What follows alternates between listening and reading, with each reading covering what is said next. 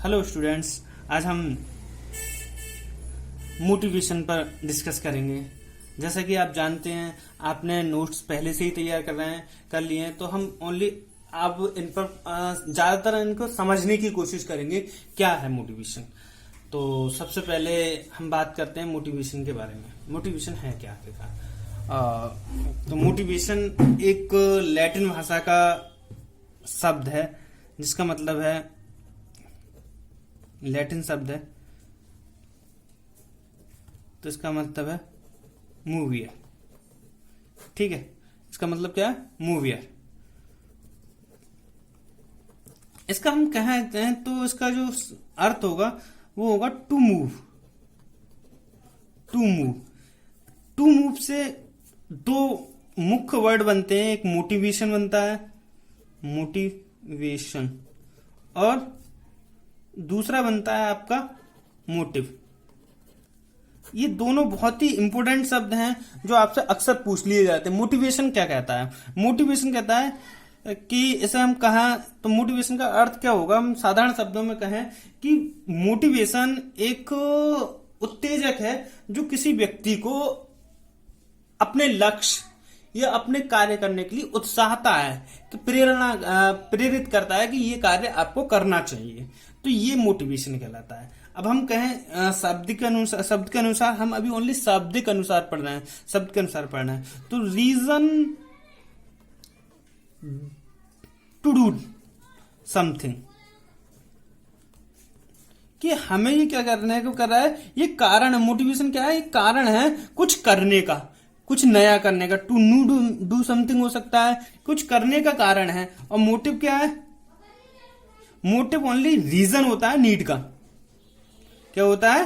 Reason need का। आवश्यकताओं का क्या मोटिव जब होते हैं, जब हमारे पास आवश्यकताएं होती हैं तब हम मोटिव होते हैं। हमारी आवश्यकताएं होंगी उसी हिसाब से हम मोटिव होंगे। क्लियर? वो हम बात को डिस्कस करेंगे। हम तो मोटिव का शाब्दिक अर्थ समझ गए होंगे। और हम कहें तो इसे डेफिनेशन या अर्थ के रूप में कहें तो मोटिवेशन है क्या? Motivation is a psychological think, जो एक साइकोलॉजिकल थिंक है जो हमें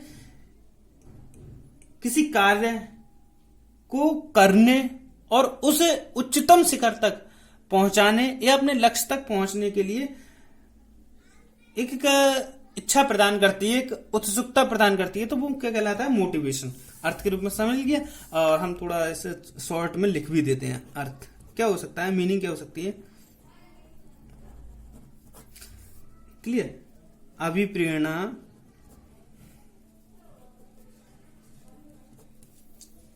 वह मनोवैज्ञानिक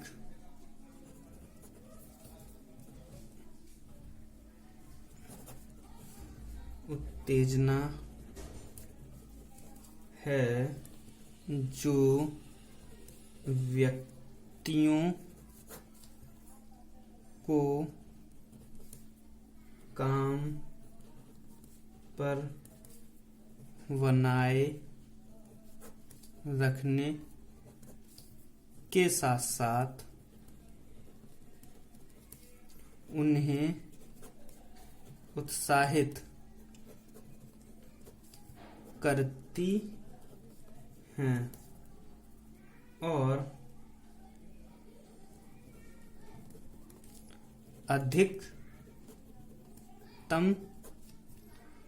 संतुष्टि प्रदान करती। क्लियर? अभिप्रेरणा हो क्या गया? अभिप्रेरणा है वह मनोवैज्ञानिक उत्तेजना है या स्टिमुलस है जो व्यक्तियों को काम पर बनाए रखने या कार्य करने के साथ साथ उन्हें उत्साहित करती है कि अधिकतम संतुष्टि उससे प्राप्त हो। छात्रों, हमने मोटिवेशन का अर्थ पढ़ लिया। मोटिवेशन का जन्म कहां से हुआ? मोटिवेशन का जन्म नीड से हुआ। क्लियर? जैसे हम कहते हैं, प्राचीन कहावत है, आवश्यकता आविष्कार की जननी है। तो आवश्यकता ने ही हमें अभिप्रेरणा को जन्म दिया है।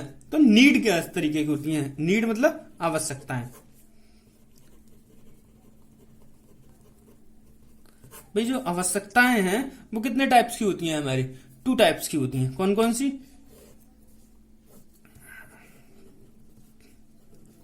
प्राइमरी और सेकेंडरी।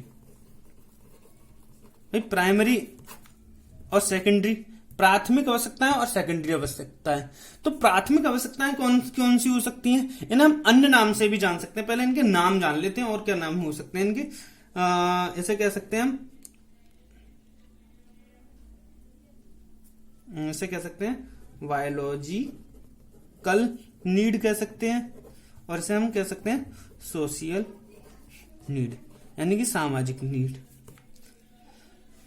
तो हमें इसमें जरूरत क्या होती है?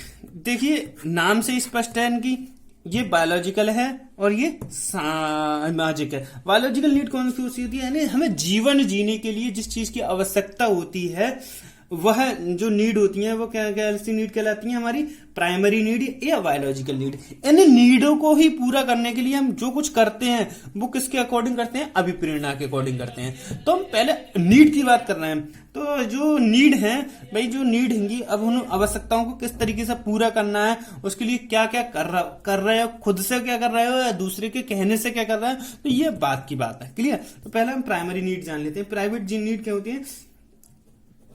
कहने का मतलब है जीवन जीने के लिए कौन कौन सी नीडें हो सकती हैं हमारी, जैसे हंगर, हमारी जो भूख है, थ्रस्ट प्यास, स्लीप,